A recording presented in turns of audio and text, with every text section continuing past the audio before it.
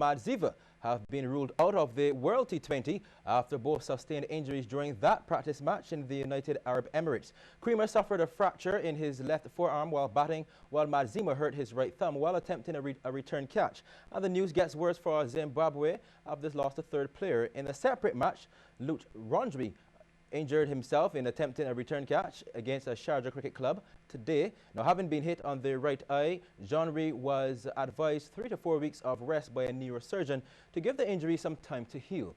The replacements in the squad are Chambu Chababa, fast bowler, Tawanda Muparira, and Donald Thirapano. Zimbabwe are in Group B of the first round of the World T20.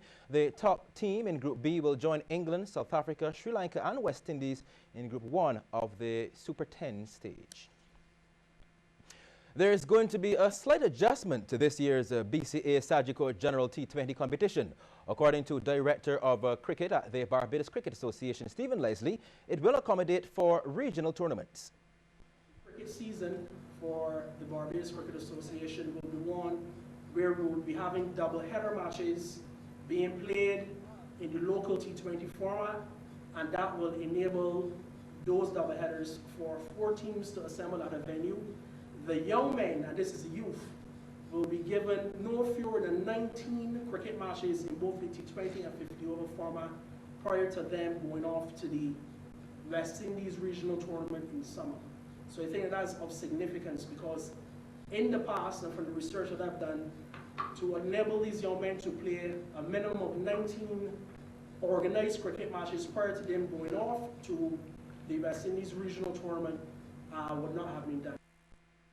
13 winners were crowned when the Barbados Badminton Association 2016 Junior National Championships came to a close at the Garfield Sobers Gymnasium. Some of the standout performances came from Russell Butcher, who won 2 finals in the under-13 category. Keegan Scantlebury won twice in the under-13 and under-15 categories. Dominic Scantlebury got 2 under-15 wins, and Amanda Yearwood also got 2 triumphs in the girls under-19. However, Shea Martin did better than all of them. He had 3 victories in the boys under-19. The first game of the night in the under-19 girls finals, this is between Amanda Yearwood in the black and Crystal Clark in the white. Clark would show some spirit, but Yearwood would eventually get the point. The multi-talented Yearwood would go on to dominate, and she would take the first set after Clark's return only found the net. Some of the other competitors here looking on as the second set gets underway. However, it was just like the first. Yearwood will take the early advantage, and she's playing with confidence. She would go on to dominate her rival, as she's seen here play this cheeky shot out of Clark's reach, and would go on to win the set and the game 21-10, 21-7. The boys' equivalent first set between Shea Martin in the red and J. Hugh Gaskin in the blue. And after the first couple of exchanges between the two, it will be all square at 1 point apiece. Gaskin again getting another point in this really close battle. The question is, who would win it? The answer is simple. Martin would gain the upper hand and will take the set after the two shared a really good rally up close and personal.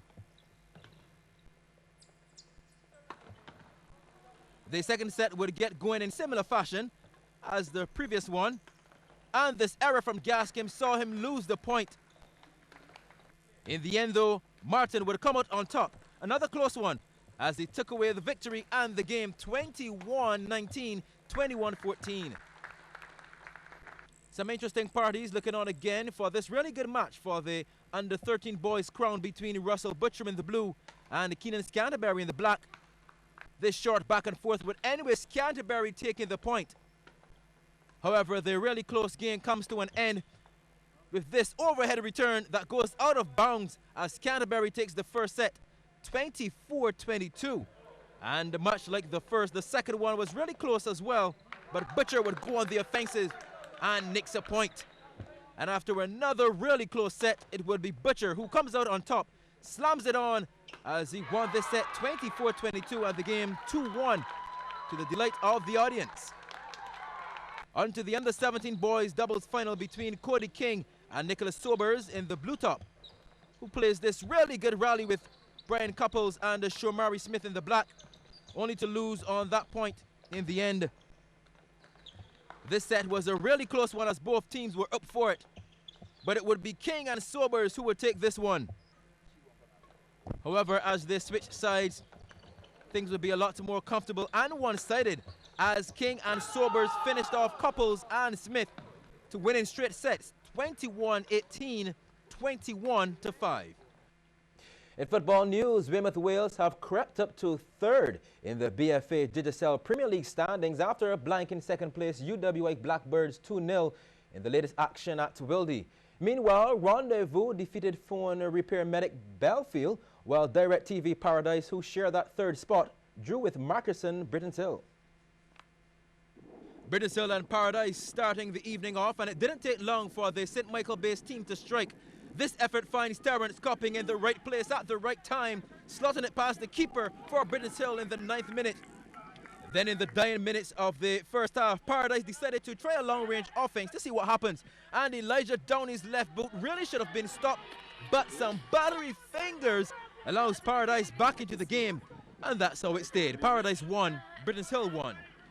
The second game featured Rendezvous in the blue against a struggling Belfield. And check out this fancy, fast footwork, taking out these three before finding Shondell Samuel to make it 1-0. Here's Paradise with another chance to score.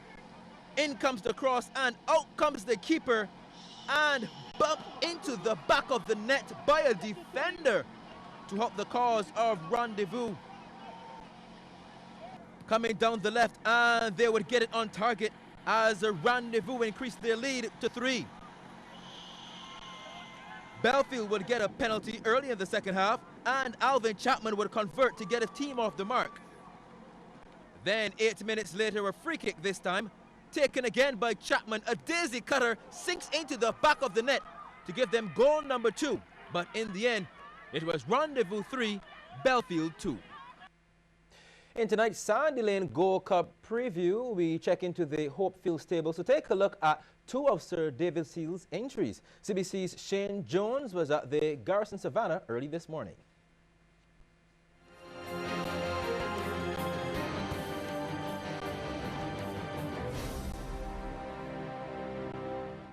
Daunting David, last year's Gold Cup runner-up and last year's imported horse of the year, ended 2015 with 2 smart wins, and this can suggest that he is ready to go one better in the 2016 edition of local horse racing's marquee event. He will be mounted by Antonio Whitehall. I'm pretty excited. I think I have a very wonderful chance. He's a nice horse. I mean, the race is a bit competitive, but I mean, like, you gotta give it my all, try my best, and hope it all goes well. And I get low rain, that's even better for me. Well, Daunting David is near the rails in post position number 3, and Whitehall is already checking out his competition. Well, I think the biggest competitors will be the importers, the horses from the USA, Cam Ramsey Byrne, and then they got the Dorset, the Janelle Samuel aboard, and then they got, I think that's about the competition there. Yeah. Over to Dashing David, 3rd in the 2014 Gold Cup. This time around, he will be piloted by Kyle Carter. We opted to use all local guys this year. You know, we're a local stable, so in fairness to the guys, and Kyle is a very good jockey. I think he was a bit unfortunate not to win the championship last year.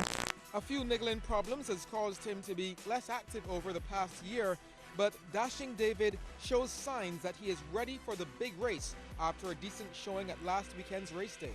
I'm hopeful of him. He didn't take part in the Coolmore because he had a little problem with his hoof. But he's training well, and you know, I'm happy with him. It's the first time he's going to be actually going the 9 furlongs in Barbados, so I think that's a plus for him because he definitely wants a longer distance to run. Well, unlike Daunting David, Dashing likes a bone-hard turf, and let's see what the conditions at the Garrison Savannah can serve up come Saturday. Dashing David runs out of gate number 9.